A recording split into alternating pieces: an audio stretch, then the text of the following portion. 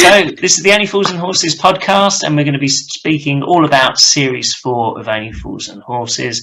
We're going to be talking about it in order, and then we're going to be selecting our favourites. So, Chris, for you, what do you think of Series 4? I think we've got to mention from the outset there, Chris, that Series 4 was filled with tragedy from the beginning, wasn't it? When Leonard Pearce sadly passed away while they were filming the start of Series 4, they were filming Hole in One, which was to be the very first episode, of course, wasn't it? And unfortunately, Leonard had done the exterior shots, and there's photos of that, isn't there? The exterior shots of Hole in One at the pub and outside the court. And then, unfortunately, December of '84, he passed away. So that leads me on to the fact that John Sullivan had to rewrite a couple more episodes, one being Happy Returns, of course. So I was just going to say a little bit about Series 4 actually as well, that the figures have gone up by 4 million. So it averaged from 11 million in Series 3 to 15 million in Series 4. Wow. Yeah, so it was showing the popularity of it, and I believe it had an award, won the TV and Radio Industry Club Award apparently for situation comedy. First award that Fools and Horses actually won, so it was getting some recognition by now of how good it was. Wow. And what did you think of Series 4, Emily? Obviously, it's sad because Grandad died in it. But then you get to see a softer side of Del in that series. And then you get Uncle Albert. And it's one of my favourite series. Yeah, and it's also worth mentioning that apparently this series, Series 4, was written for Grandad, and then, of course, because he passed away, they had to rewrite it. Isn't that right, Chris? Yeah. That's right, and I've read that, and when you look at Series 4 as well, that Uncle Albert doesn't move much in that series. Grandad didn't move much, did he? And if you think about looking back at Series 4, Uncle Albert didn't move much, and that suggests to me that it was written for Leonard. So I think they've got all the episodes done, and then Happy Returns, which I know we'll speak about shortly because that's the first episode of the series, was actually written first, and Strained Relations, obviously, because Grandad had died, so those two episodes weren't forming part of Series 4. In fact, I wonder if some of Series 5 would have been Series 4. It'd be interesting to know that, wouldn't it?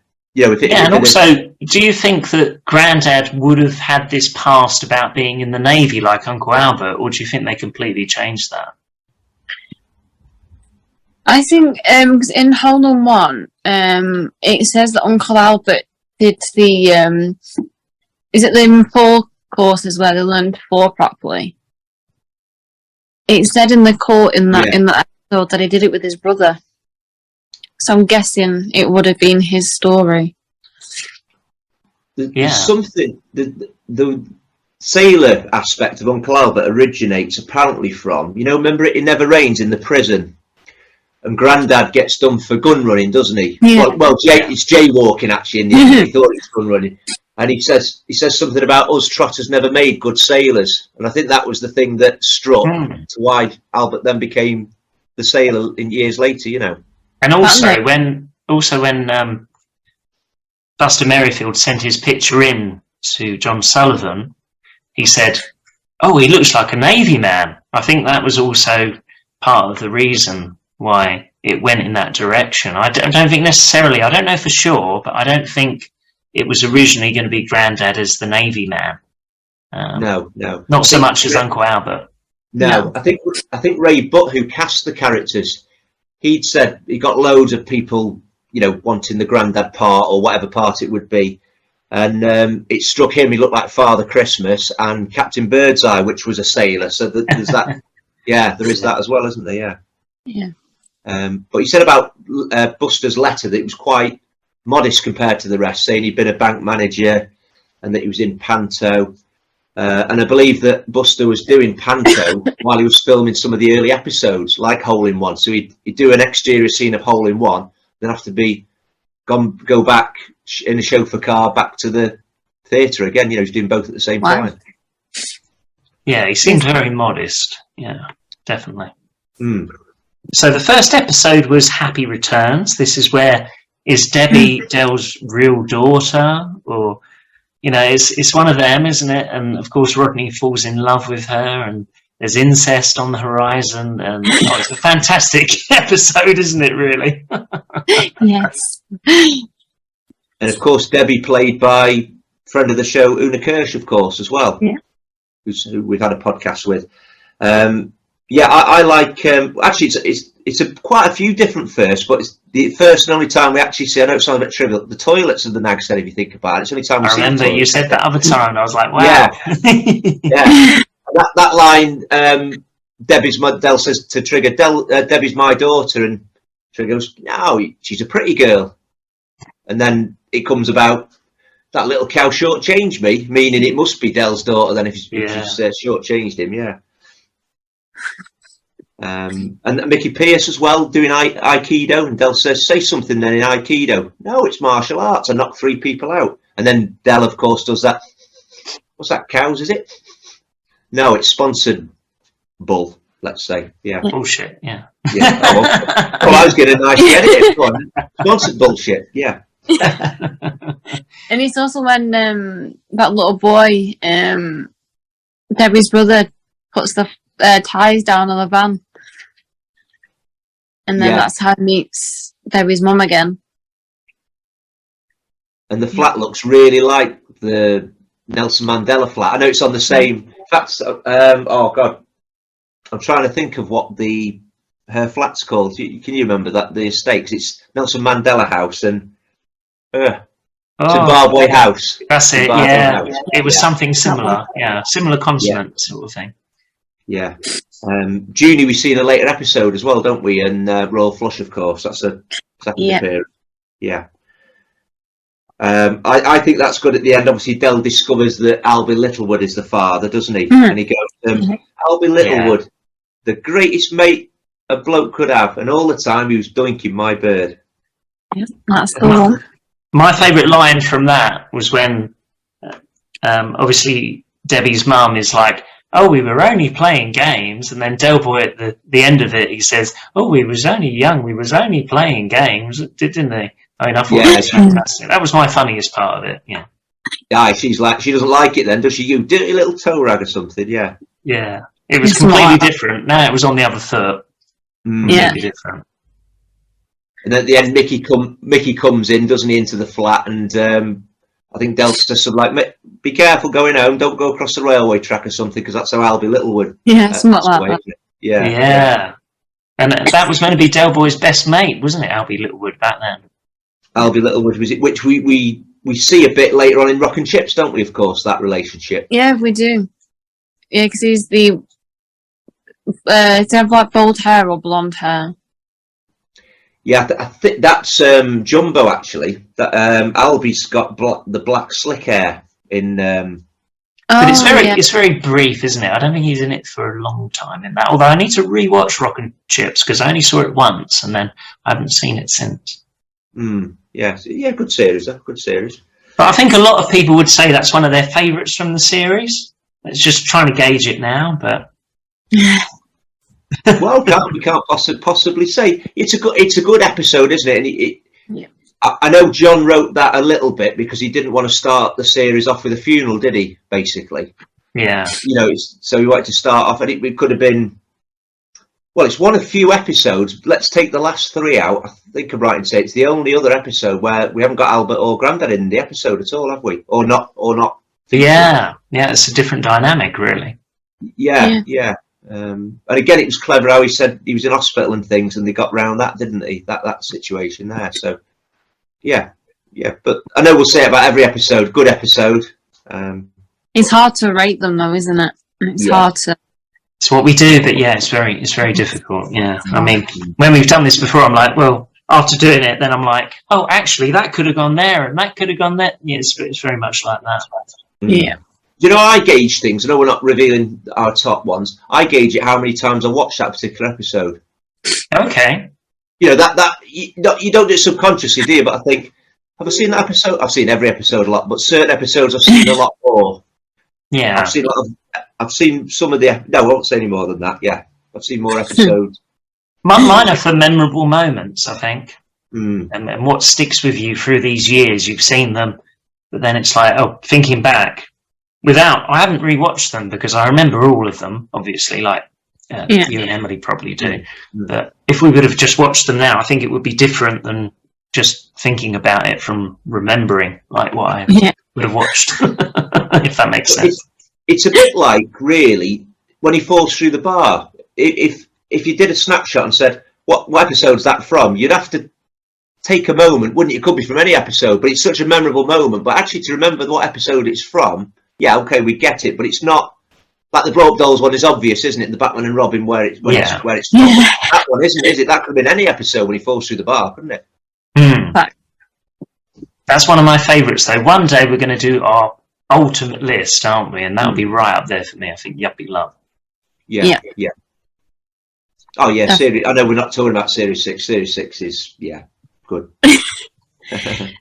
Well, on to episode 2. This is sadly Grandad's funeral, strained relations, and I think this is one of the most saddest episodes ever, isn't it, of Only Fools and Horses?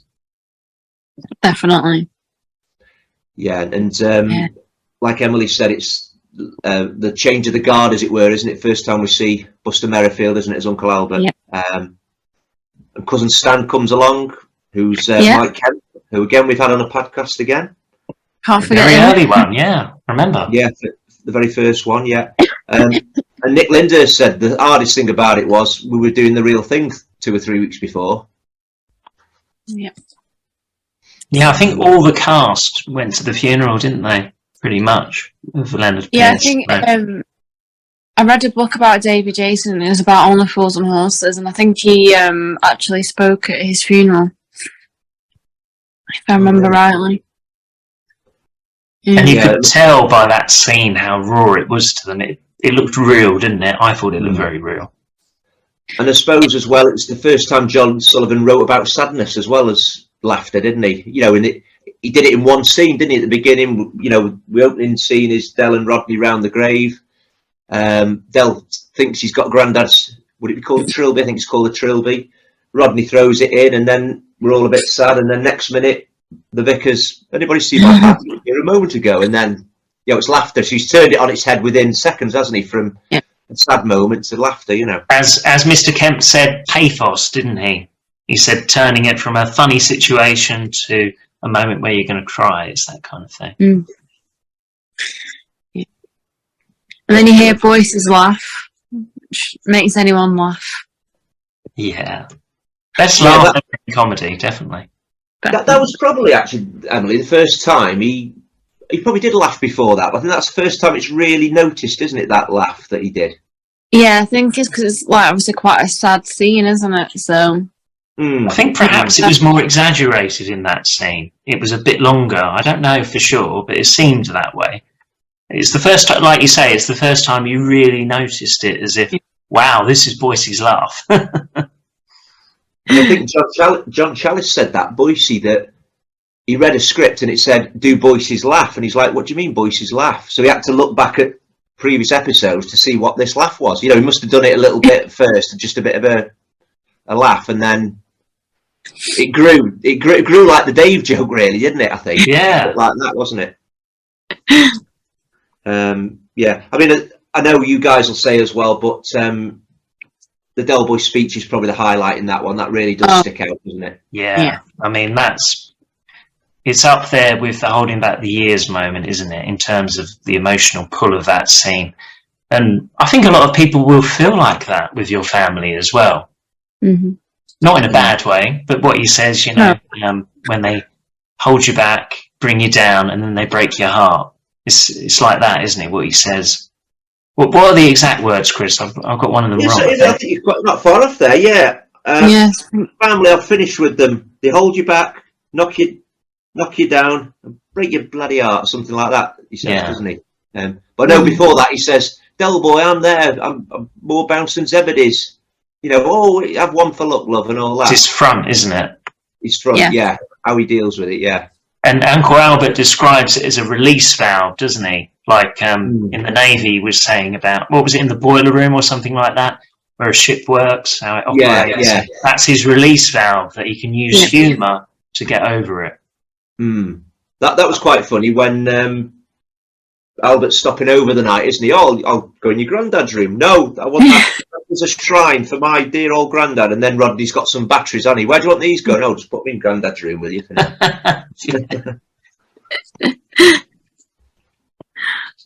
Brilliant. Yeah. It's a great episode for different reasons. It's probably a good summary of that episode, isn't it? It's probably the first episode where you had those Only Fools and Horses moments where it's comedy and sadness together, tragedy to comedy. Because later on we saw a lot of that, and I think that's what makes Only Fools special. Unlike a lot of other comedies where it's just all out comedy, it's not drama, it's not real life. So I think it's a special episode. It's good writing as well for that episode, because obviously it wasn't meant to happen, was it? So he must not have had long to write the episode, but it's so good, and it's, like I said, it's sad and happy, and you laugh 1 minute, you cry the next. It shows how good you are a writer. I think he had 2 weeks. I think Leonard died on the 15th of December, and they reshot on Jan the 2nd, so they get about 2 weeks, John and Sullivan, and they didn't dip, did they? Like you say, the standard didn't dip at all in them episodes. I think he kind of improved a bit on that one. Because like we said before, you can have laughter and sadness in one episode and it's still as funny as what it would be if there was no sadness in there. I think it makes it more funny because you're at a low, you're sad, aren't you? Before the hat joke, for Grandad's funeral, you're quite sad, obviously. And then you get this big gag, and I think it makes it funnier, But it makes it more lifelike as well, because anything can happen, especially at a funeral. Like, someone can make someone laugh, and like my uncle's funeral, I dropped a fork, and my boyfriend dropped a knife at exactly the same time. So things like that happen, and it just makes you laugh. It's one of them. The only funny funeral thing I had that happened to me, well, it's not funny really, but this was like the quickest funeral in history because it was torrential weather and we was outside, and I think he finished the service within like 2 minutes. We were thinking he must be laughing his head off upstairs, because it was so quick. It was just like, obviously, because it was chucking it down. But go on, Chris, what was you going to say? No, I was just going to say Tony Dowd, the writer, said that John always knew he could make people laugh. He didn't realise he could make them cry at the same time. So, like you say, it opened some doors up for him, didn't it? It's sort of, all right, I can do other things with this show as well as just making people laugh all the time. I think that's what makes it special, in my opinion. It's the ability to make people laugh and cry. Like I said, other series, they're just all out comedy, isn't it? It's not so real for me, anyway. So episode 3 was Hole in One. Of course, this is where Albert falls down the stairs at the Nag's Head, revealing his only talent. Great episode. So funny, wasn't it? I mean, that was a good one, definitely. I believe it's a true story as well. I think, which quite a few episodes are a true story. I think it was John Sullivan's great granddad who used to do it. I think he got caught out by about the third time, so Albert did a lot better. I think he did about 30 of them, didn't he? Something like that. Yeah. Again, obviously mentioning that, like I did before, Leonard Pierce was supposed to film that episode, and there's a scene with Mike looking up from the cellar where he is actually looking at Leonard there as well. So yeah, that was kept in. I never knew that. Yeah, apparently so. Yeah. So that was sad. But I think there's some good lines in that about the judge in the Isle of Wight, isn't there? I think Albert said, "I went overseas." He said, "What?" And the judge said, "I hardly call Isle of Wight overseas." And Albert said, "You want to try walking it, son?" And it's the first time we see Uncle Albert, isn't it? After the funeral, obviously, and you kind of get what he's like. And with that whole scam, though, it's just such a shame they didn't take the money, because they were offered money, weren't they? And Del Boy's like, "Yeah, we got to go for more." He's telling us that we got to get more compensation money. And back then, I don't think it was really so much of a thing. Nowadays, I mean, it's huge, isn't it? Compensation money and all that. Definitely. It's just such a shame Del Boy wasn't wise enough to be like, and Albert kind of gives him a clue, doesn't he? He's like, "No, let's take the money." Yeah. I forget what they're offered now. They offered $2,000 or something to settle out of court. Yeah, it wasn't bad, especially back then. Back then, yeah. Solly Atwell, wasn't it? The solicitor, the bent solicitor, Solly Atwell. Yeah, you could tell there was something a bit dodgy with him, but yeah, very funny. Very funny. Yeah, really good. And he said, what did Del say? Blimey, bloody nightmare, Rodney's been down more holes than Tony Jacklin. Something like that. Yeah. And he's trying to say that he's got amnesia. Oh yeah, he plays up because he's older, doesn't he? I mean, in real life, you'd have all these mafia bosses that were like in wheelchairs on oxygen, whatever, and they'd be playing up to how old they were, wouldn't they? Yeah. Kind of like that.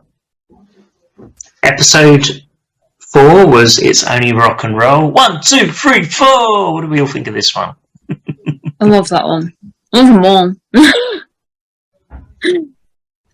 I think for me, it's my favourite moment on the podcast, because I know I've died on this a few times, but when I did that 1, 2, 3, 4 with the drums in the Rodney outfit and Daniel Peacock, who was on the podcast, Acker, Mental Mickey Maguire, do the 1, 2, 3, 4s, and then he went 1, 2, 3, 4, and he did his little song, didn't he? Then Boys yeah, Will Be Boys. He did quite a lot of it. Yeah. Look, I did like a convention the other week, didn't I? That I forget where it was now, but Mickey was there, and it was Mickey Maguire, Jevon, Nicky Pierce, Alan Perkins, and Tony Angelino, and they had a competition where you had to do that Mental Mickey 1, 2, 3, 4, and I actually won that, believe it. Oh, well done! Well done. You probably learned from him, Yeah, from the master. Yeah. Did they have an auction for the person to sing with Tony Angelino? I couldn't believe that. Wow, that went for a lot of money. Yeah, there was a lady that did it. She was quite a good singer, actually, as well, to be fair to her. Yeah. Yeah, it was like 500 quid or something. Wow. It was crazy money. I thought, anyway. No disrespect to Tony Angelino, but I thought it was a lot of money. Yeah. Yeah. What's he get? There's the other band member as well, David Thewlis. I'm not a big Harry Potter fan, but one of the band members is in Harry Potter, isn't he? Did you know that? Oh, was he? Right. I can't remember who he is. Begins with. I'm not a big Harry Potter fan. Oh, sorry. Yes, I do know. Yeah, he's Professor Lupin, I believe. Is he? Who was one of Harry's teachers. I've seen this online before. Yeah. Yeah. So he only ever seen him in the Harry Potter film, Only Fools and Horses, and that film Legend with Tom Hardy. He's in that film. Yeah, that's they're the only films I can think of. But with this episode, it's very different because it's about music, isn't it? There's not many episodes where it's all about music.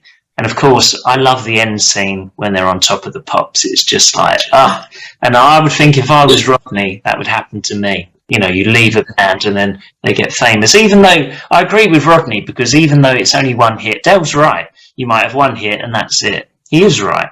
But you'd always be jealous that you didn't have that one hit.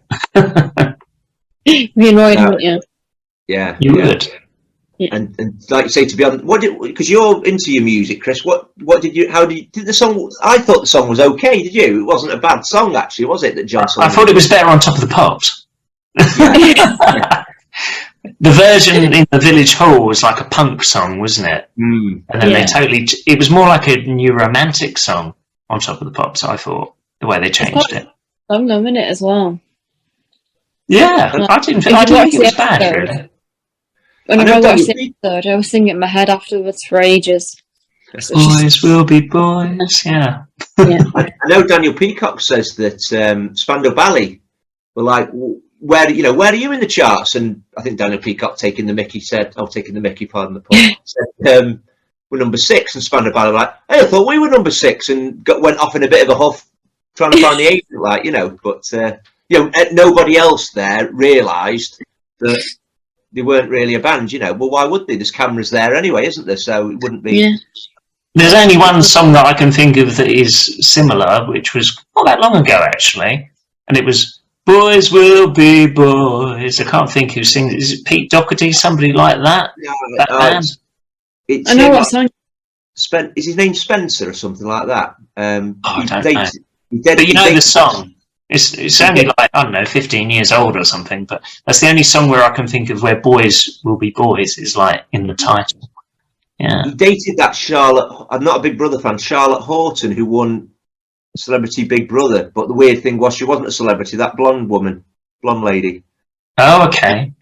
Oh, they His name never was are. Spencer or something like that. Hey, They never are on that show. no.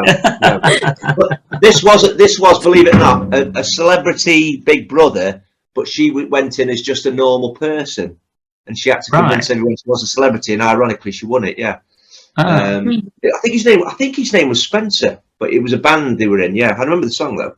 Possibly, yeah. I can't remember the name of the band. So obviously it's a bunch of Wallies, the name of the band, Rodney's band, and of course where was the prison he'd been to? Was it Rampton? No, Parkhurst, and he hadn't been to Rampton. Yeah. That was it, wasn't it? Yeah. Yeah, or the other way. I think. One way around. Yeah. That was quite good. Adele Scams it, I thought, wasn't it, with My Diane playing at Liam. The Bachelors. Yeah, The Bachelors. Liam, it's Del Boy. Bloody laws in this country are diabolical, and then how he shut that door, lads, and slams the door, doesn't he? Yeah, that was brilliant. Yeah. St. Paddy's night, wasn't it? St. Patrick's night. St. Paddy's night. The biggest earner. He always figures out the biggest earner, doesn't he, Del Boy? Yeah, it's good like that. For a one-hit wonder, he's good. I don't know how it was, but that was Buster's first scene, interior scene, studio scene. I don't know how and why, but it was. Oh, really? Well, in the hall? When Del's on the phone, Liam, it's Del Boy. That one, in the flat. First studio. Yeah, he isn't in the hall, is he? No. The exterior shot hole in one is his first one. First shot completely, but his first shot is the interior one of interior, is that one at the flat, apparently. Oh. On to episode 5, Sleeping Dogs Lie, where Del and Rodney look after Marlene's dog, Juki. Yeah. I love this one one. makes me laugh every time. Yeah. I think what makes it more funny is when Del Boy and Rodney are taking the mick out of giving Uncle Albert Bob Martins as David Jason's trying not to laugh. When he laughs and he just loses it. Do you mean the ending? Yeah, and in the The hospital episode. and he's like, Yeah. he's like, "Come on, boy!" And then That both always laughing. cracks me up. That is my favourite moment of the episode as well. Yeah. Because he's mixed up the pills, hasn't he? yeah, Another first time we see Sue Holderness Marlene, of course, isn't it? Yeah, her first oh episode. yeah, It's gonna miss her mumsy wumsy dookie wookie. I think that's a great line when they're at the park, aren't they? Rodney says, "Del, shall I get his balls? You leave him alone. Don't want him waking up in a temper." Quite a good line. Yeah. The vet as well in the episode. The guy is the river policeman in Ashes to Ashes. What are you doing? With the speaker. It's the same guy apparently as well. I never knew that. Yeah. So And with Marlene, apparently, she was only told it would be for one episode, and that was it. She was never told she would come back as a character. She was just told for this one episode, and she wouldn't, that's quite unusual, isn't it, now? I suppose back then it wasn't so unusual, but yeah. Hard to think, really, because she was in so many episodes after that. Because she's referenced as early as Go West Young Man. She's mentioned. Yeah, I'm all the sure boys. she's mentioned as Marlene then. Losing Streak she's mentioned a bit, isn't she, at the beginning, where it's like, all the lads remember Marlene. That's it, all the lads. Yeah.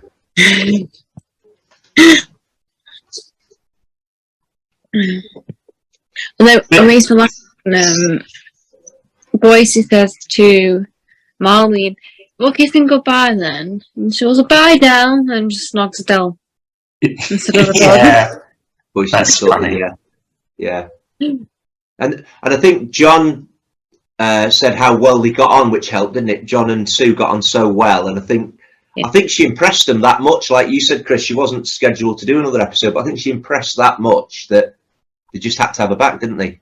Yeah. A character's lovable though as well though. It's Yeah, I mean, So I think as Chris said before, she's a lot of fans' favourite leading lady, really. Even more so than Raquel and Cassandra. So it's because of the character. I think it's very over the top. It's very much like Del Boy, I guess, in a way. Yeah. The female version. Female's version. Yeah. Very quickly one here. Do you ever remember the £1 million drop with Davina McCall? They have money and they had to leave one trapdoor free. Then at the end, you lose money. So if you've got to put money, you've got to leave one trapdoor with no money on, and then you've got to have money on the other ones or something. Anyway, they got to the final question, which is always tough. And the final question was, who's been in more episodes, Marlene or Raquel? So I'm thinking, Jesus, I'm not sure. What do you think?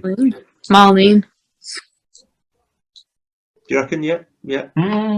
I do. Yeah. Difficult. It's not a trick question, is it? It's not like they've been in the same amount of episodes. No. But unfortunately, there was only one episode in it. That's how thingy it was.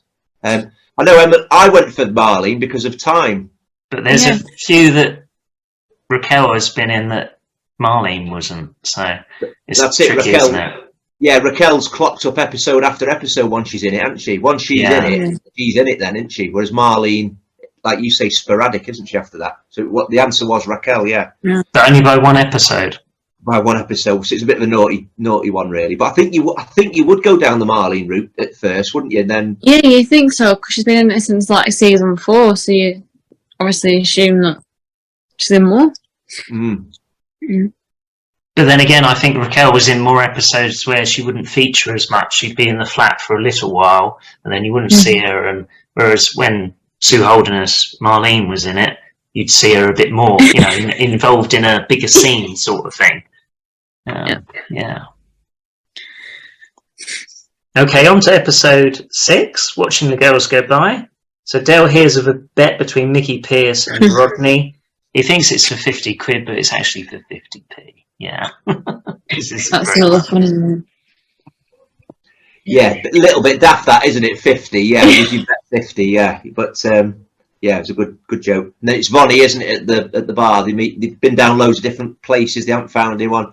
Then he wants to meet an actress, doesn't he? A right Brahma or something. Yeah, something like that. Yeah, and Vonnie says she's an actress, which Della's set up. And then it all goes wrong at the Nag's Head, doesn't it, on the night of the do? Yeah. Yeah, because she loves taking her clothes off for some reason and dancing on tables. Yeah. And I think Rodney says, where did that? He said, I was telling everybody I was engaged to Vonnie, and then suddenly a snake appears or something. Yeah. Where did that snake come from? And Del goes, no one knows where it went either. Yeah, and then they said to Uncle Albert it was on his neck because he had a green thing on his neck, didn't he? So they said, oh, it's on. Uncle Albert, there's a snake on you or something. Yeah, he's a duffel coat, isn't it? They say, don't move, there is a snake in your hood or something. Yeah, and that's how it ends, isn't it? The two lads go like that, yeah. And I never thought about it before we started to think about putting this together, and I was looking at this episode.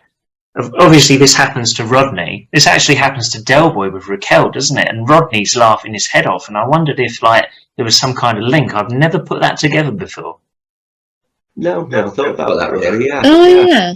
Because it's very similar, in terms of Raquel is the stripper, and he's been saying, how much he's into her, how much he wants to be with her. And Rodney was saying the same thing, although even more sillily, wasn't it, really? But, because he hasn't even met her. I think dates that episode when you're on about the stripper when Boycie goes, is this the actress you've been telling us so much about, Del Boy? And then he laughs, doesn't he? And then the pub. Yeah, and Rodney joins in. Yeah. Yeah. I can see why he did. I get it, but I'm just wondering if maybe he looked back to that as maybe looking into it a bit too much. But still, I've thought of that when thinking of this episode. Yeah, like you say, it's on similar lines, isn't it? Yeah.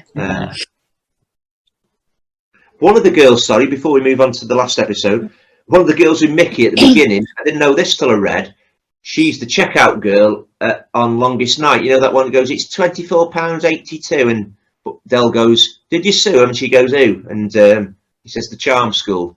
You know that girl? Oh, She's one yeah. of the girls with Mickey in the pub at the beginning. Oh, Yeah, Oh. yeah, they did that quite a lot, didn't they? They'd use an actor before, wouldn't they? Obviously, Jumbo Mills. His name escapes me. What's his name? You know it. I know it. I can't think of his name off the top of my head. We'll edit this, obviously. I'm trying to think of his name. I'm looking round now for my autograph thing. It's Jumbo Mills. Nick Stringer. Yeah, like Nick Stringer, of course, because he was the Aussie guy in Go West, Young Man, and he was also Jumbo Mills, wasn't he? In Who Wants to Be a Millionaire. So it can happen where they come I back. don't know if you guys know this. He kept the wig. Do you know that? Yeah, we do. Yeah, that was funny. I thought that was brilliant when he revealed that. Well, I think you did a throwaway comment, didn't you? Said, have you still got the wig? For him to say, ha, ha, ha, no chance. Yeah, I have actually. Yeah. No, I mean, I was really surprised. I was gobsmacked, to be honest. I thought he'd say, "Oh yeah, don't be silly," or he'd laugh it off. But he said, "Yeah, I kept it for years." And he was like, "Yeah," and then I got rid of it. And I was like, "Wow, you know, it would be a collector's item today, wouldn't it?" Yeah, It's worth something now, wouldn't it? Mm. I'd have bought it myself, but it's the wrong colour for me. Unfortunately. Well, we only found out you was bald when you took your hat off. You know, Yeah. we didn't know before. I'd never even thought of that before, you know, because I always wear a wig or a hat, don't I? I never even give it a moment's thought. No. It's a bit like me. I rather wear a hat now because then it just hides all the grey hair, you know. I either the baldness gets you or the grey, doesn't it? You can't escape both, sort of thing. I think we're on the last episode, aren't we? As one door closes, butterfly collecting. What do you like about this one? This one, it's quite different, isn't it? It's quite a different episode, I suppose. It's quite the Lowry Doors is quite a good thing he's selling, isn't it? It's a slightly different product than he normally sells. The butterfly story again is a true story. Apparently, that John Sullivan had read it. He'd read in a paper, I think, and he'd come up with that idea. So I think it's just quite a clever idea. I did read that Paul Barbie, Denzel, it was his idea to have roller skates at the end. And but the trouble was with that, he couldn't roller skate. So we had to actually train for 2 weeks to be able to learn with roller skates. So I could never roller skate. Couldn't you? No. Weirdly, I never can figure it out. and I have done it in recent years, 20 years later, and I'm okay still. So it's a bit like riding a bike. It's not like riding a bike, but the same theory, isn't it? You can still do it all them years later, sort of thing. And obviously, that's the best bit in the episode, isn't it? Where they go like that or like that, and he's got the butterfly, and yeah, yeah. He's basically needs £2,000, doesn't he? I think it's Teddy Cummins or somebody. He needs £2,000 for the Lowry Doors, and then Dell's chatting to Denzel in the market, and I think Rodney says, Dell says, "How come Denzel's lost his job?" And Rodney says, "Oh, he didn't. He got made redundant. That means he's got redundancy money, so he gets £2,000 off Denzel, doesn't he?" Then the butterfly is £2,000. So basically, I've got your redundancy money, Denzel, and then there's the high five at the end, isn't there? Where, like you say, flattens his butterfly in his hand. First again, I always like saying a first time. First time, I think we see the balcony in the flat in that episode. Don't think it's seen before that. We see it many times since then. I think it's the first time we actually see the flat. You've got some great scenes on that balcony, haven't you? When you think about it. Yeah. This is the one with the butterfly, of course. Yes, the good old butterfly. And what did you think of this one?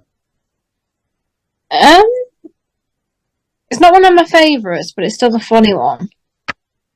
So obviously Del Boy gets some debt, doesn't he? I can't remember why he gets some debt. Something to do with doors, isn't it? Yeah, it's when a bottom falls out of a Lowry door, and then he has to find £2,000, I think. Something like that, and he borrows the money from Denzel, doesn't he? Yeah, and then Rodney's looking for a magazine, and there's all these butterflies that are worth money, and he finds them at his mum's grave. That's the one, isn't it? Yeah, and I think this is the one where doesn't Rodney at first go into the pond to try and get this butterfly? I thought that was very funny. Yeah, because Del pushed him in. Yeah. He was like, go on. And then he falls in. I only just remembered that bit, but that was very funny. Yeah. Well, it wasn't that deep though, was it? No, he didn't drown, luckily. Yeah. It is a good one. It's just not one of my favourites, unfortunately. Me neither, actually, believe it or not. I like it, but I just think the funniest bit, of course, is when the butterfly gets destroyed by Denzel, you know, when they're going like that.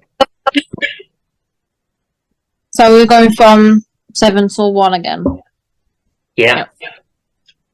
So my bottom one is As One Door Closes. Same as mine. No, not the only one then. Do you just explain why, or just? Yeah, explain. Like I said before, it's not one of my favourite ones. It's not as funny as the other ones, in my opinion. I just don't know what it is about it. It's sort of the ones that you forget, but when you watch it, you're reminded of the series, that episode. Sorry. Yeah, it's not on a lot on the TV either, I've noticed. Yeah, it's not, is it? It's not one that I watched as much as I watched the others. Yeah, it's not. I don't know why. Yeah, well, it's like that, isn't it? I think it's with a lot of people, they watch it on the TV. They don't necessarily watch the DVDs, even if they've got the DVDs, and it's usually the same ones. Usually, the best ones.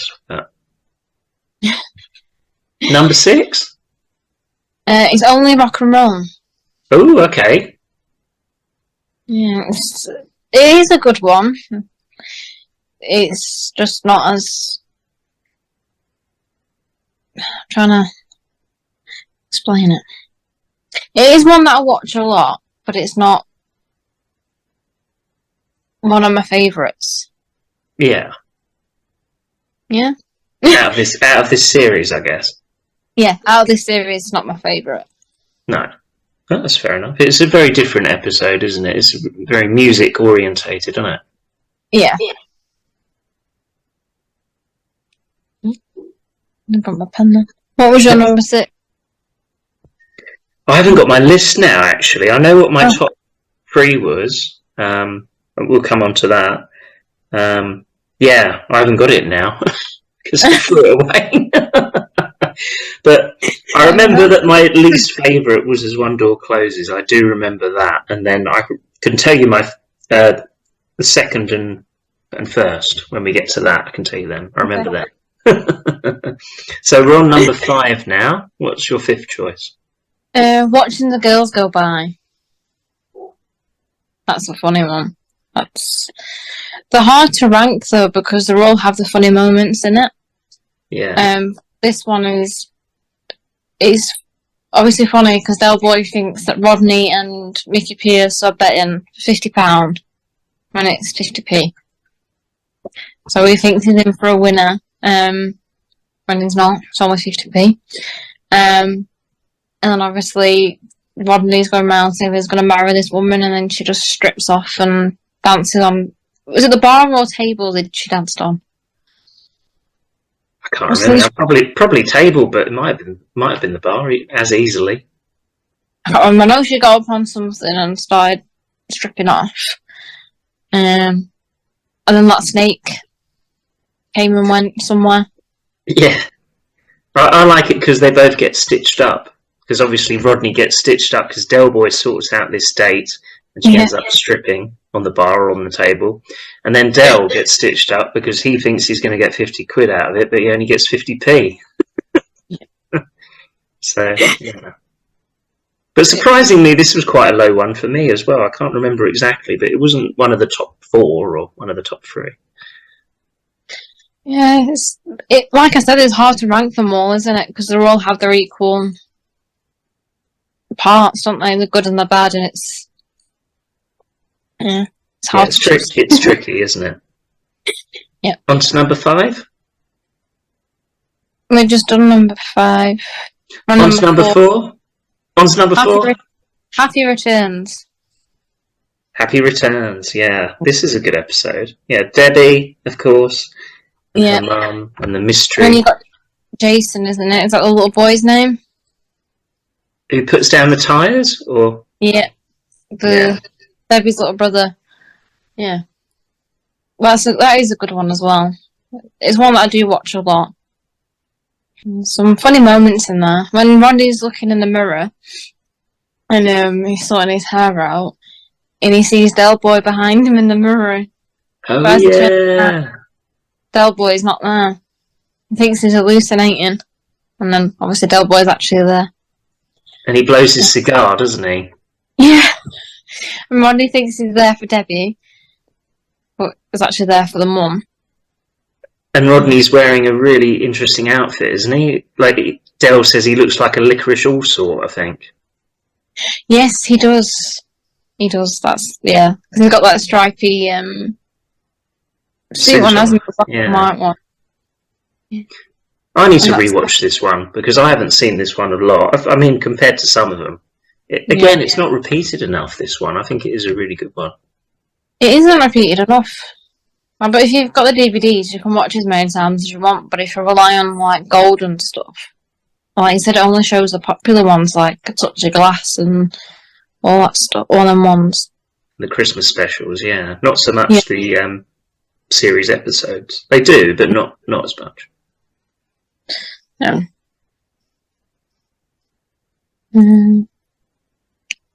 But that was good you said about that, because we haven't talked about that scene, and that's a really funny scene, that is, when he's looking in the mirror.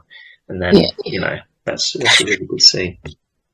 But that's the funniest part for me, I think. And when Del Boy finds out, oh no, not Del Boy,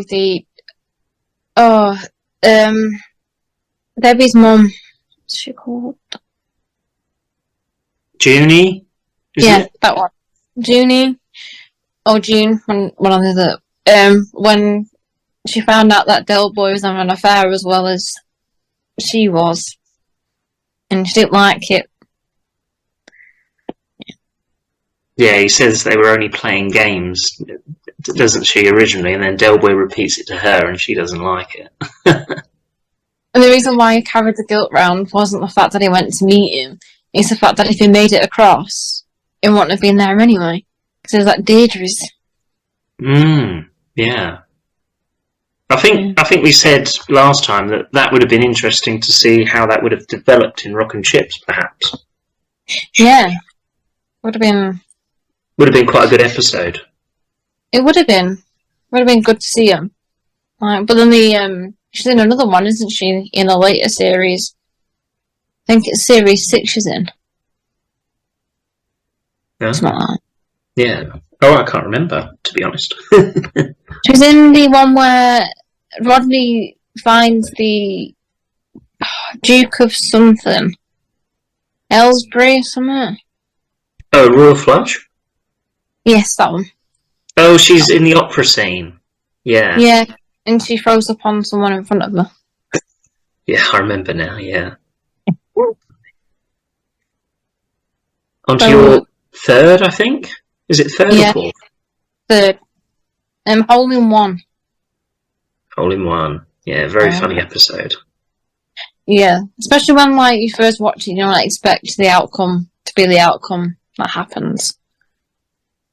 So how many did you fall through? 12 or something? 12 bars. Can't remember. I know he falls through quite a lot of cellars. Yeah, he's got a history, because when he gets to the court, the judge is like, "This is the same Albert Trotter that blah blah blah," isn't he? Yeah. So he's done it many times before, and this was just... It made me laugh.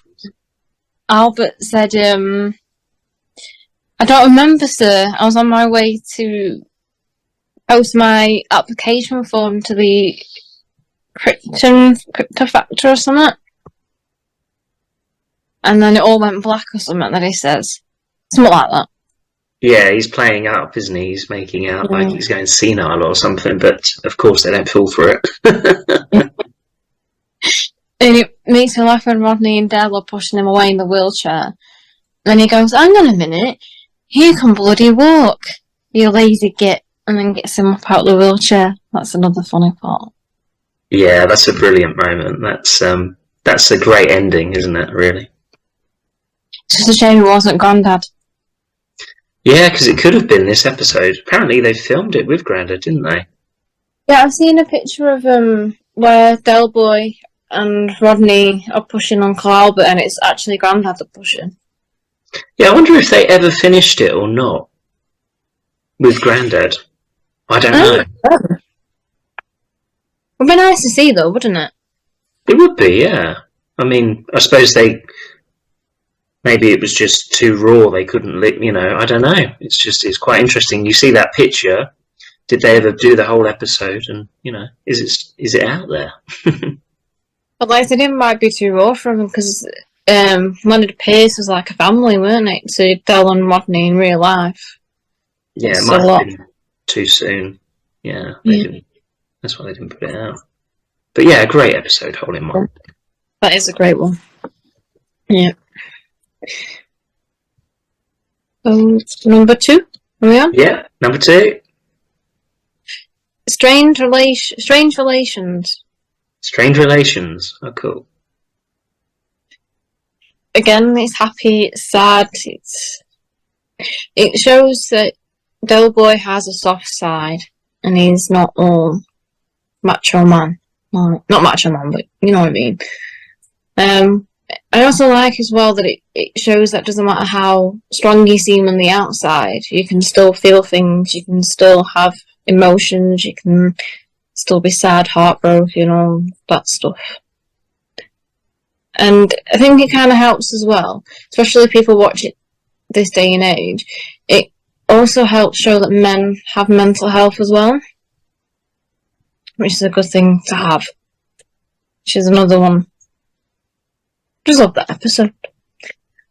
One of my favourite.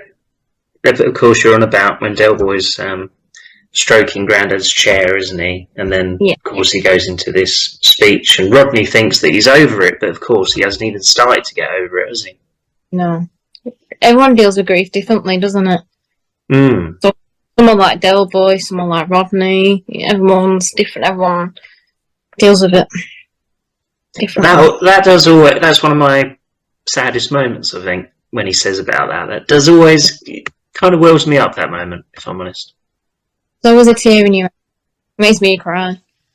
Yeah. Because he's obviously been the head of the family for a long time, hasn't he? He's been Rodney's mum and dad, really.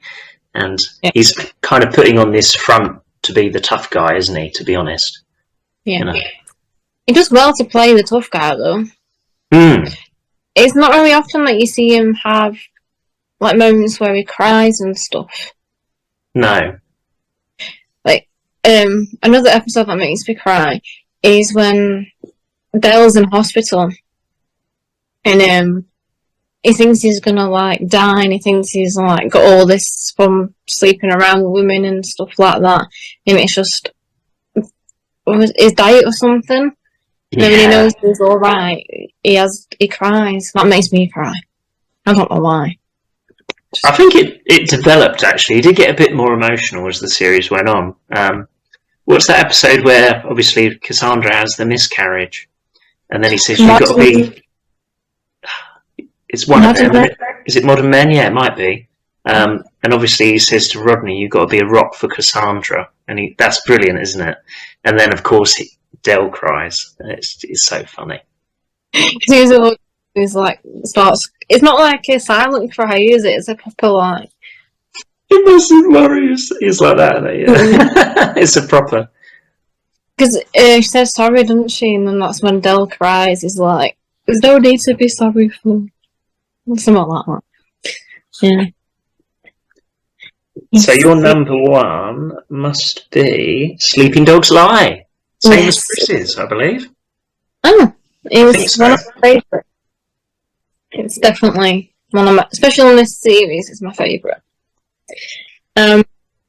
I think the part that I love the most about it and find more funny is towards the end when they're getting Uncle Albert out of hospital and they realise that Uncle Albert's been on Bob Martin, and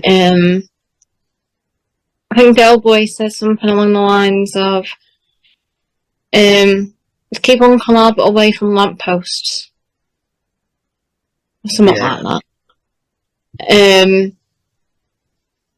Oh, and what else did they say?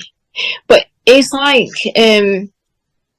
Nicholas and David couldn't keep the laughter in, because you can tell on their faces that they're trying so hard. What? Right at the end when they're like, "Come on, boy, come here, boy." Yeah, you can tell. And they just start laughing, and then they're trying to hold it in, but it don't work. Yeah, there's a few of those moments. What's that? Obviously, one of Uncle Albert's best scenes, where he hits him with a girl. You see David Jason laugh then, don't you? There's a few times it happens, but overall they should be commended, really, because I don't know how they didn't laugh more, I don't know. I was watching A Touch of Glass the other day, and I don't know how they didn't laugh when the chandelier fell. I know they got threatened to be sacked, but it was so hard not to laugh. And I think that's what makes it so funny, because they're so serious, they're so in character, aren't they? Rodney is like, isn't he? So straight. Yeah. You've got to bite in like the cheek or something to stop him from laughing, because it would be hard not to. I think apparently one of the directors had to do that. They stuck a hanky in his mouth, didn't they, so he wouldn't laugh or something like that. Yeah. I've got an All Fools and Horses book. It's actually pretty good. I don't know if you've read it or not. But David Jason wrote it. Oh, okay. Which one? It's this one. It's a really good book. That one. No, I haven't read it yet, but I've seen it. Yeah, is it good? Yeah. It tells you all about behind the scenes and all that sort of stuff, and how he didn't have. So do you know when they were doing Miami, and the crocodile? There was actually a crocodile behind them. It was real. Oh wow! Yeah, it tells you all about that. It's a good read, and you get pictures in it as well from Del Boy, David Jason when he was younger. Yeah, there's. I think there's been a few of those books, isn't there? One, Del of a Life, was another. Yeah, I've got I've got one of them, but I've only read a part of it. I haven't read the whole thing. Oh yeah, that's the one I've got actually. Comparing Only Fools and Horses books now, this is the one I've got. A Del of a Life, yeah. But it's bad, really. I really need to read it all, because I've only read, 5 chapters. So I've obviously looked at the pictures, and yeah. I got that one, a lovely jubilee. Oh, you've got a bigger collection than me. Yeah. Got that one. I found these in charity shops, believe it or not. Oh wow. Got that one. The little life one that you've got. Peckham Hand Patter. That's just, what even is this one? Is it slang or? I don't know. Around. Oh, it's Del Boy sayings. No, that'll come in handy. Yeah, I'm not even like this one. Oh, yeah, it's got don't know if you can read it. Go on. Once you've seen one Rubens, you see them all. I don't know about you, but I just love the works of Shaw. Oh yeah, like a puppet on a string. I mean, my favourite balcony moment, which a lot of Fools and Horses fans, it pains them, must be when he throws the money into Hollenbach outside the window. What did they get him? Some sort of Wally? It was counterfeit, and he chucks them. That's got to be the most. Yeah. Yeah. The only other one I would say is I saw it last night, Sky's the Limit, where the plane's going to land on the flat, isn't it? With the satellite dish. And they both hug each other. Switch it off! My favourite one is actually from the last episode. Do you remember that one? That was when Del was sort of had a falling out with Raquel, and it's all over the flat, isn't it? They're going to lose the flat, and he says about at the Nag's Head. She says only women bleed, doesn't she? And then he says, well, you ought to be outside the Nag's Head on a Friday night. Yeah, and then he goes outside to the balcony, and he's all serious. He's like, I'm going to leave her, and then of course she's like, I've gone for a lie down, and then it changes, doesn't it? And he's like, she's lovely, really. He's like you say, he's moaning to Rodney, I'm going to leave her and all that, and then he gets persuaded, let's say, doesn't he? Oh, she's all right, really. Yeah, that's true. That's another one, isn't it? Yeah. But it's quite a few firsts. Like we say, Marlene was a first. The toilets we see, the balcony we see. Bedrooms is another one. We don't see the bedrooms very often, do we? In the early series, but no, the only time I can think of is the one at Christmas. Don't we see one of the bedrooms then, or don't we? Because it's talked about, isn't it? Maybe we don't. Yeah, the first time I remember was when Grandad was ill in homesick, I think it is. Well, he feigns to be ill, doesn't he? So they can get another house. Rorke's Drift, isn't it? With the forget what it was now. Was it a light or something that deflects and knocks his brain? Yeah, knocks his brain. He didn't go the other way. It didn't ruin his life. Didn't ruin his life. Yeah, I don't know. It wasn't a light, or was it? I can't remember what it was now. It's funny how your mind goes blank, isn't it? Of course, he had the double-headed coin in that episode, didn't he? That was a losing streak, the double-headed coin. Oh, a different episode. Different episode, yeah. Losing streak, that was. Yeah, this was homesick, yeah. That's the only time. I know we're diverting here, but I think it does go like that. It was the episode where Rodney addresses Trigger, calling him Dave, doesn't he? Yeah, that's Why'd you call me Dave? Why'd you call me Dave? My name's not Dave, it's Rodney. But yeah, as One Door Closes, good episode. I did read that, and I'm not sort of technical, but it was done on the gravestone, apparently the graveyard. That was the first time it was actually done on video as opposed to film. You know, the exterior shots are normally done on film. This was done on video. But when you think about it, it does look slightly different when you watch it, doesn't it? If you think about it. Yeah, it looks a bit fresher, I think. Yeah. So they were just tweaking things, I suppose, at the time, weren't they? Whatever works best. And they go talking of that thing. It'd be nice if they all come out on Blu-ray. I know a lot of the fans would like to see the whole of the series remastered. Yeah, remastered and Blu-ray.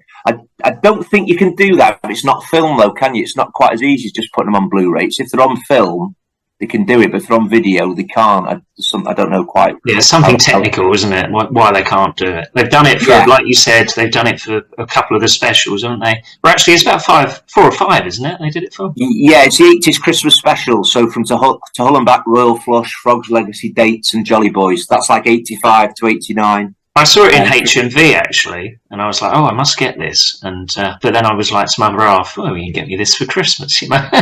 Yeah. Worth it. I mean, they do look. It looks more.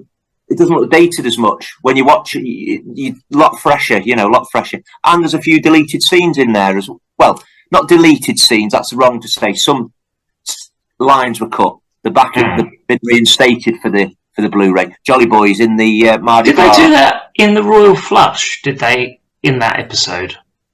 They cut bits out at the opera in that one. Yeah, Royal Flush. But do you remember when we had what's her name, Heather, on the podcast from Royal Flush? Are we talking? Sorry. Yeah, from Royal Flush. Yeah, Victoria. That was Lady Victoria. But what was her name? Sarah Duncan. Yeah, that's it. I don't know where Heather came from. But she was saying, Sarah Duncan was saying in A Royal Flush that lots of the lines were taken out that she found very funny. I wondered if they were on that DVD. I don't know. I didn't see them. I know the opera was cut quite a lot, and that was back in. But I would say not in the. She's talking about when they went to the house. I forget what it Mansion, Mansion, yeah. And it was in Berkshire, wasn't it? Boring Berkshire. It was in Berkshire, wasn't it?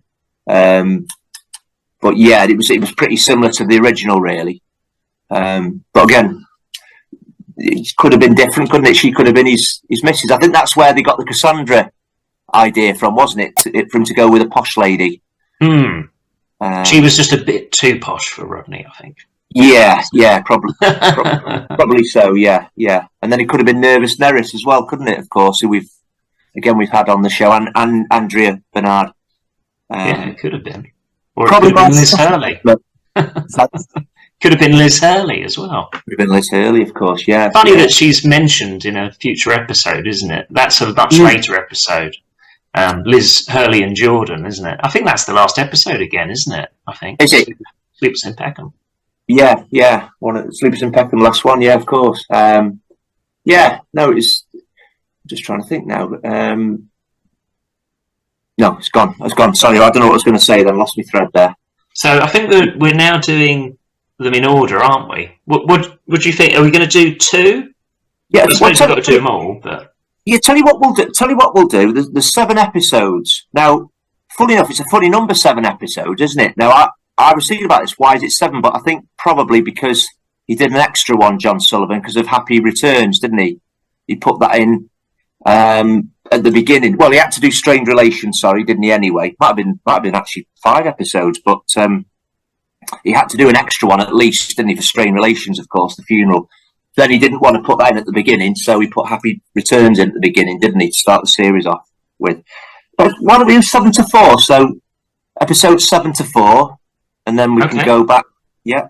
So do you want me to run mine 7 to 4 then? My episodes. Yeah, go on then. 7 to 4. Yeah.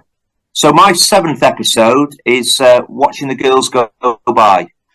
I've gone for 2 things here with every episode. I've gone for how funny it was, and how poignant it was, and what sticks out in my memory. So Watching Girls Go By, number 7. I've done Happy Returns at number 6. As One Door Closes, number 5, and my number 4 is Hole in One. Well, that's interesting. I've only got one of them on my 7 to 4. So go on, then. That's good. That's different. Usually we have them very similar, don't we? I found this tricky, Chris. By the way, I don't think there's other series. I think there's an absolute leading one, isn't there? Do you think that's Stonewood? These are quite similar to me. These, yeah. Okay, number 7 I got As One Door Closes. I'm not so keen on this episode, if I'm honest. I love the butterfly bit, obviously, because that's the big gag in it. But apart from that, I don't remember a lot of it, if I'm honest, this episode. Maybe it's because I haven't seen it as much as the other ones, but no. So that's my number 7. Number 6, Watching the Girls Go By. I think that's got a really funny moment, obviously, because she's taking her clothes off, and it's Rodney's date, and the 50p bet. Yeah, that's the really funny bits. But apart they're the only bits in it. It's hard to do it, though, isn't it? I mean, as we always say. Number 5, Hole in One, of course, where Albert falls down the stairs. Yeah, that's very funny. It's like you say, with a lot of these, you could move them about, really. Number 4, Sleeping Dogs Lie. I really like that episode because Marlene's in it for the first time. And, of course, we see Duke's in it for the first time, isn't he, the dog? Dookie Wookie, yeah, Dookie Wookie. He didn't tell me it was a Great Dane.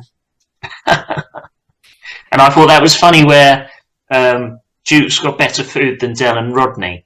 He's got steak, isn't he? Fillet steak, and so he's like, "We'll get the dog food, and we'll have the fillet steak." We're going to eat all right for the next 2 weeks. Yeah. So you've got 3 of the same 4, haven't you? Different order, but 3 of the same 4. Watching the Girls Go By, As One Door Closes, and Hole in One. They're in your bottom 4, aren't they? There. Like I thought it was only 1. I thought you only had 1.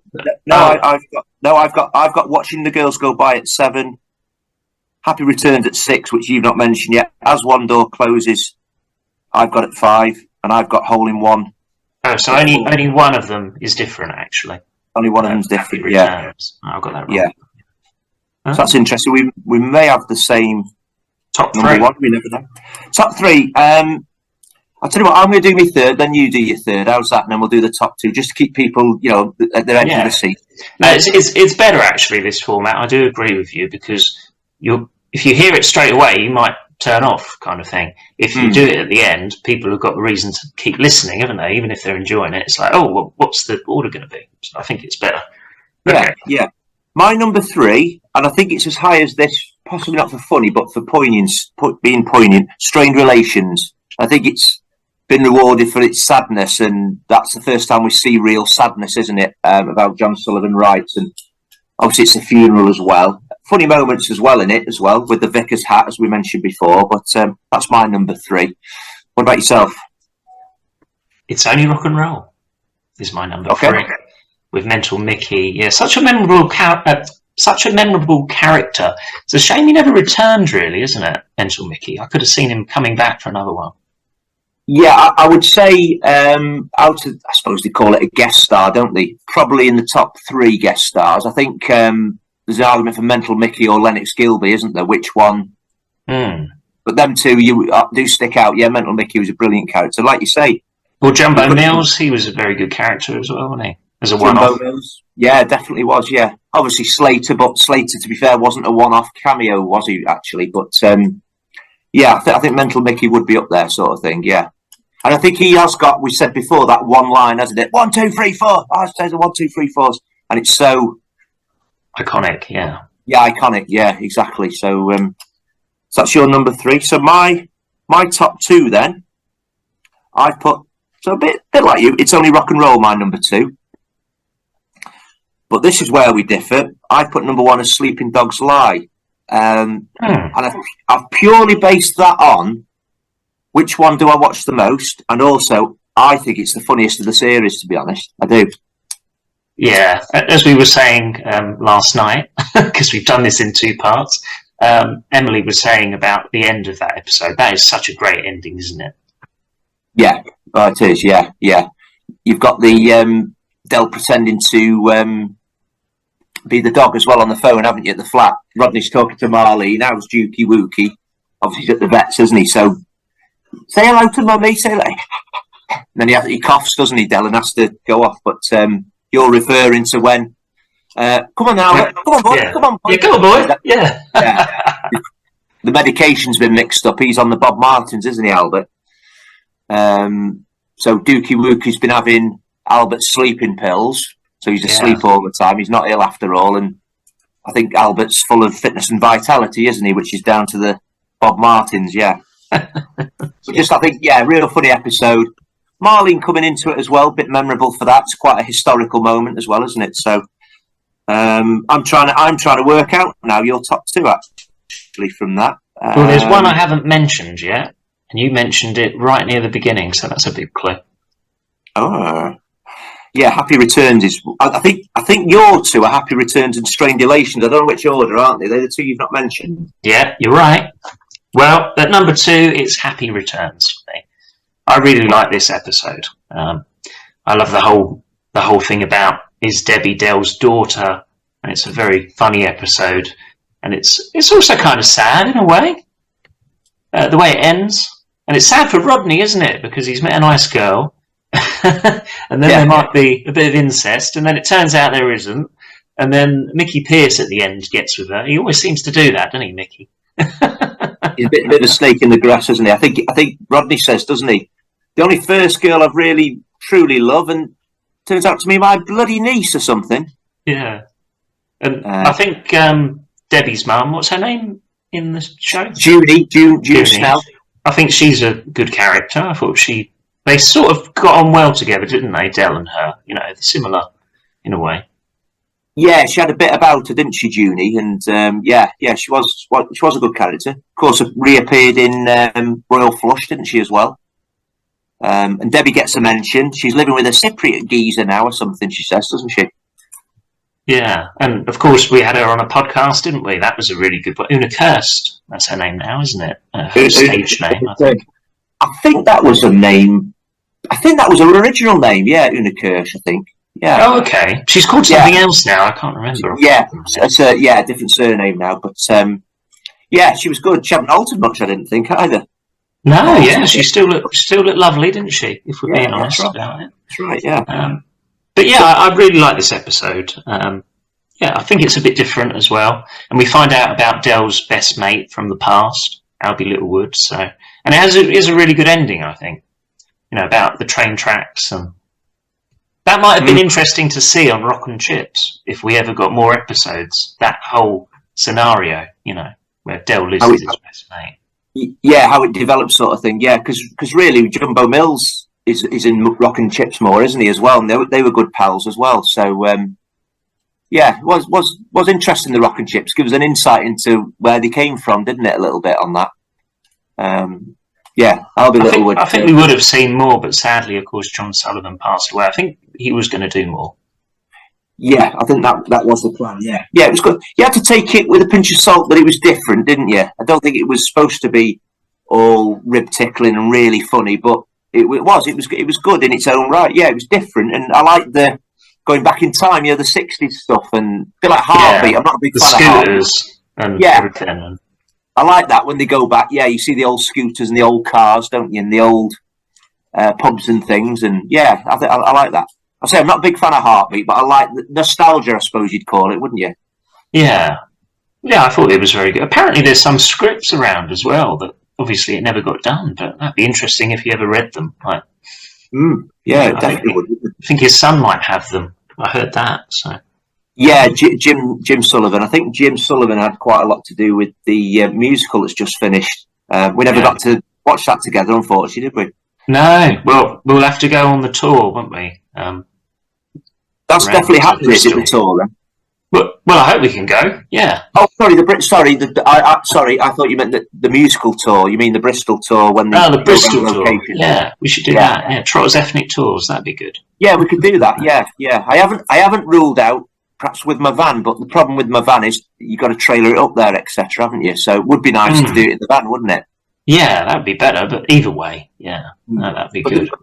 But the musical's touring, I think, isn't it? Isn't the musical going round the country now? Oh, I don't know.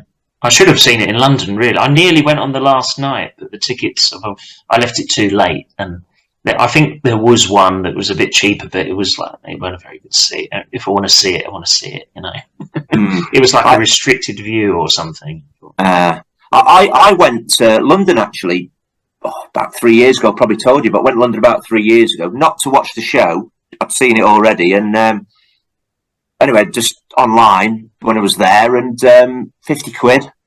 I think it was the day of the show. I booked it front row. Brilliant. 50 quid front row. I was on my own, admittedly, but it was great. I went with somebody. I think they wanted to go shopping or something, which I thought, don't fancy that. Must have seen me face go, oh God. I said, why don't you go and watch the musical? So yeah, it was great, really good. I think you soak it. Go on. Sorry. No, I was going to say, I think you soak it up more as well. I'd seen it the first time, dressed up as Del. Actually, in fact, the first time I went, I was Del. No, sorry, I wasn't Del. I was Rodney. My mate was Albert, and his dad was Del Boy. So we all went in the gear. So yeah, but we'd had a few beers and that. Yeah, no, it's a good laugh, isn't it? Yeah, and then the second time I went completely. It's like tonight. I'm going to a Eurovision party. I don't like Eurovision, but you're given a country. And you have to dress up like if you're from that country. It's fancy dress. So tonight, me and my fiance were dressing up as I'm a matador because it's from Spain, and she's what are they called? Those dancers. Those Spanish dancers. Flamingo, is it? Flamenco, something like that. Flamingo. Yeah. All right, that'll be good then. We've got fancy dress outfits, so it'll be a good laugh. I don't particularly like Eurovision, but a few beverages will be consumed, so it'll be all right. Lovely, yeah. I think it's in Liverpool, isn't it? Due to the Ukraine war. Ukraine won last year, didn't they? So it's normally hosted in that. Well, we did really well last year, didn't we? We should in normal years we would have won, wouldn't we? Yeah, I think so. To be honest, but that was funny. I remember that because I was coming home from the football and I was on the train and I was saying to somebody, why do you even bother watching Eurovision? Because we only ever get 1 point, didn't we? And that year, we did really well, didn't we?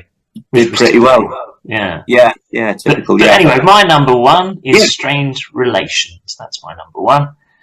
I really love this episode. I like the emotional episodes. You know me. A lot of the time, that really gets up there. And I just love the scene with Del. We talked about it before, where he's on his chair, but he's by where Grandad used to sit, and he's sort of stroking the chair, isn't he? His chair. And it's revealed why for the first time, it's revealed why he has been the tough man for the family. So I love all that. And it kind of reminds me of my dad in a way, because he's still alive, but he uses humour, if you know what I mean. Yes, yeah.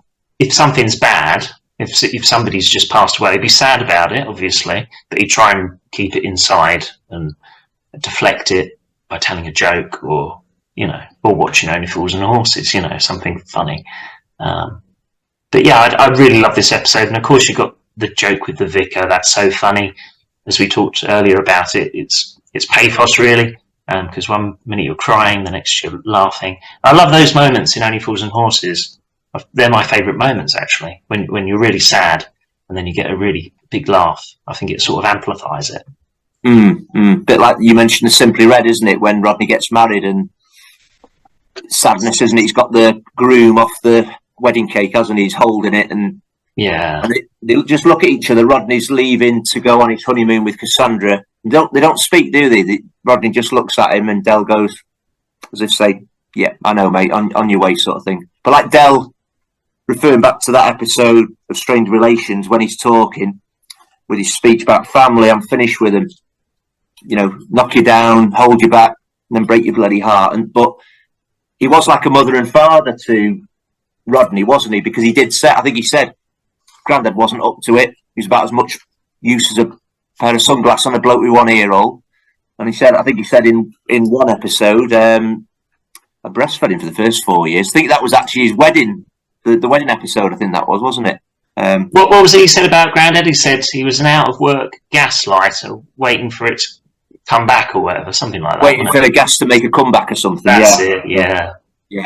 But you could believe that because Grandad's cooking was so terrible, wasn't it? If you know what I mean. So that was believable. That was the great thing, actually, what John Sullivan did with Albert. He was, when we think about it, a totally different character to Grandad. He was a lot more mobile, wasn't he? And he was a lot more, God rest his soul, Grandad, but Grandad was pretty useless, whereas Albert was a bit more capable, wasn't he? He could cook, couldn't he? And he could do things. He's a bit more independent, Albert was. So that was great. He made the characters quite different. He had to do that over time, though. Like we said, Series 4 was written for Leonard Pierce, wasn't it? No question about that. His untimely death. So, like I said earlier, he was not very mobile, Albert, in the first series, was he? Series 4, because it was Leonard, wasn't it? He was sitting in the chair a lot. And I look back now and think, yeah, he sits in the chair a lot more in that series because it's supposed to be Grandad, isn't it? That was doing those. Episodes. One day I'm sure we'll do Grandad versus Uncle Albert. It's impossible, but I'm sure we'll do that one day. For me, I think I sort of love Grandad more, but I find Albert funnier, if that makes sense. Yeah. He had There's more qualities funny with both moments. But Grandad had some great funny moments as well. I've said before on a podcast, I've got 2 sons, and I think deciding between who's the greatest Grandad and Uncle Albert's like asking who's your favourite son, really. I just think it's impossible, really. Yeah. But they're both brilliant in very different ways, aren't they, really? So, yeah, no, they're both funny. Yeah, probably Albert, I think Albert was in more episodes. Well, he was, wasn't he? So I think we got used to Albert more, didn't we, as well, over time? But I remember Buster Merrifield said, actually, poignant for this series, his first series, that he messed a few lines up, and then David messed the line up, and then, I think David said to the crowd, "Oh, what do you expect? You've got him for free, haven't you?" And then after Buster thought he did that on purpose, and he did it to settle Buster's nerves down, didn't he? Yeah, I think we spoke to other people on the podcast as well, and they've said the same thing about David Jason. He'd often do that. Yeah, he was welcoming, wasn't he? I think Alan Perkins, I'm trying to think of his name now. Why can't we think of actor's name? Michael Fenton Stevens, come back to me. He said that he was very welcoming, wasn't he? Michael Fenton Stevens said about Sir David and Rodney. It was like a family. Yeah. He'd have lunch with you, and I think he said he did a game, didn't they? They started staring at people, didn't they? And they'd wave or something. The actor who was the policeman in Dates, I forget his name as well. Something Rogers, wasn't it? But anyway, he said that when he first arrived on the set, he was really hungry, wasn't he? And then he said, "Oh, I went out for a curry with Nicholas Lyndhurst." That's right. He did, Things like didn't he? that. They're very down to earth people, aren't they? I think they're not. They're normal people, even though they're famous. They're normal. They're normal people at the end of the day. And that was a great story, I thought, how he went out with him for an Indian meal and they were talking about their favourite episodes. And he was talking about it as a fan would. You know, that must be quite rare, I reckon.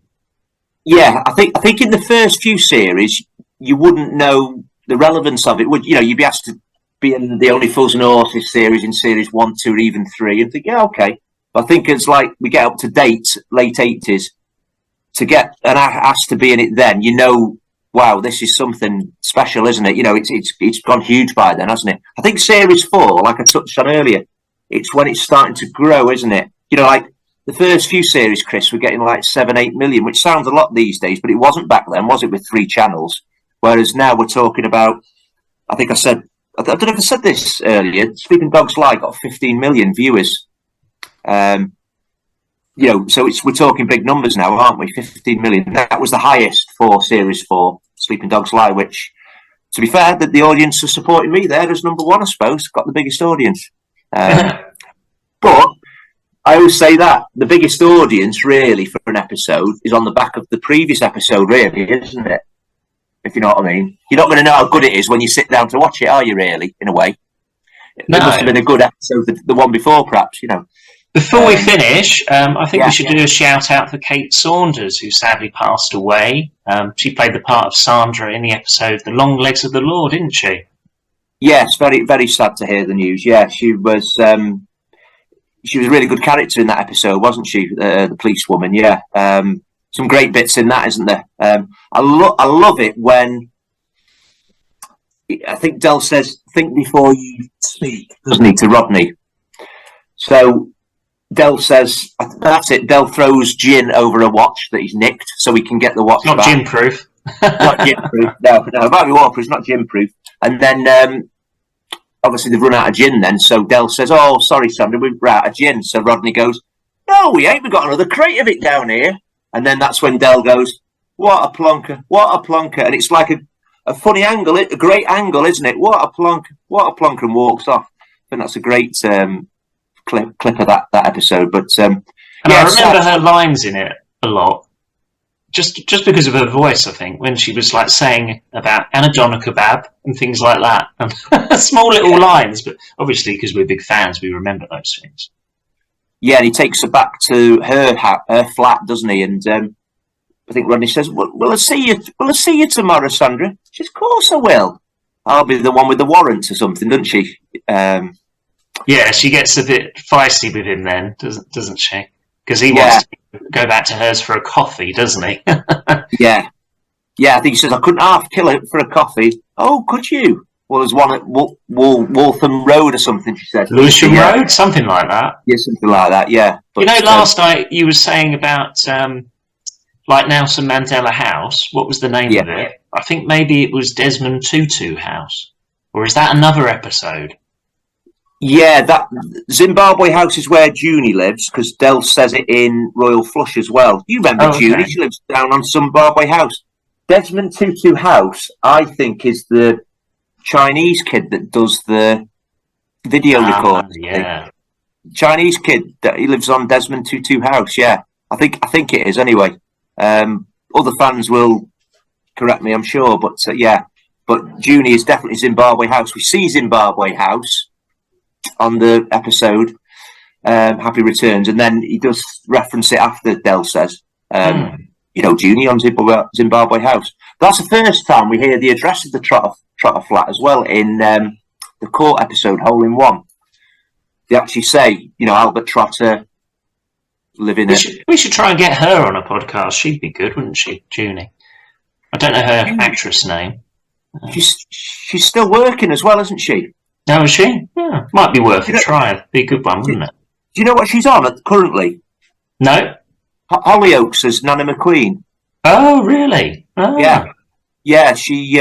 I don't watch Hollyoaks now. I did in the day, but the McQueen family have been in it for quite a few years. There's quite a few think mostly girls, like, and she's the grandma. She's been in a few years. I'd really like to talk to Alan, but there's no contact details for him. Yeah, Is it- Dennis Lill. Yeah, he's getting on now. He's like 80 something, isn't he? But yeah, I think he would be a really good one. But I looked online before, and there's no. Usually they got an agent, or they got and he's not acting anymore. So that sort of guy would be up for it, I reckon. But I don't know. Yeah, How you get into contact with him, really? and it was so strange that I think I mentioned before on a podcast that Alan and Pamela, his wife, Sandra's mum and dad, they just seemed to stop being on the show, didn't they? They were quite good. Be good to find out why. Right. Yeah, developing a good character. The last time I think they were on Fools and Horses was, I think, Miami Twice was the last time. I think. Episode. Yeah. I think Alan's in the second episode at the pub when they're sort of worried where the guys have gone, and the mafia, isn't it? They're on the telly. Yeah, he's only been gone a week or whatever. He's only been gone since last Tuesday, and he's public enemy number one. Public enemy number one. Yeah, Aketi. Yeah, but I think that's the last time, and then suddenly they're gone. That'd be a great question to ask, wouldn't it? If they ever do appear. Yeah, might just be acting commitments. You don't know, do you? But it could be sort of thing, couldn't it? But yeah, in the early episodes when Dennis Lill, Alan was in it, it was he always got drunk, didn't he? With Del. I always think that's probably my favourite line with them two, with Pamela and Alan, when she says, "You're going to get drunk on jellied eels or something." He says, "No, I'm not. I'm not going to get drunk. I'm not going to eat. I'm just going to enjoy myself." Yeah, I thought he was a very good character. We should have saw more of him, really. I suppose that's just the way they went with it. So I'll tell you what, quickly then, Chris. So what's the best one then? So I think it must be It's Only Rock and Roll, really. Where have you got It's Only Rock and Roll? What number? Number 3. Right, so I've got It's Only Rock and Roll at 2. So that's a score of 5, isn't it? The lowest one wins. What about Strained Relations? Where have you got that at? Number 1. Yeah, so I've got it at 3. So that really, if you did a count of our scores, that would come out on top, wouldn't it, between me and you? Oh, okay. Yeah, I don't know how you've done it, but... Yeah, you've got it as 1. I've got it as 3. So that adds up to 4, doesn't it? Oh, okay. Yeah, my Sleeping Dogs Lie is number 1. I think your Sleeping Dogs Lie is at what have you got it at? Sleeping Dogs Lie? Number 4. I need a calculator, That'd be a score of 5, wouldn't it? So I think 3. The best score you could get is 2, isn't it? If we're both number 1. But I think Strained Relations overall comes out on top. It's funny though, isn't it? Sleeping Dogs Lie, I've got it 1, you've got it 5. That's quite different. Yeah. Yeah. I've got it at 4, Sleeping Dogs Lie. Holding 1, I've got number 5.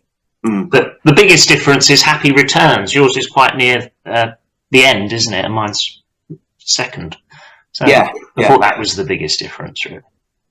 Obviously, we're going to talk about other series at future times. If you count, let's go series 1 to 4. Where would you rank that in the series of we've seen so far from 1 to 4? Would you say it's the best, the worst, in between?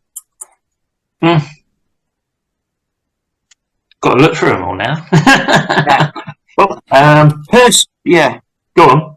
But no, personally, out of the first 4 series, my opinion is Series 3 is the best out of them first 4 series. I think it's getting going then. Cookie Street.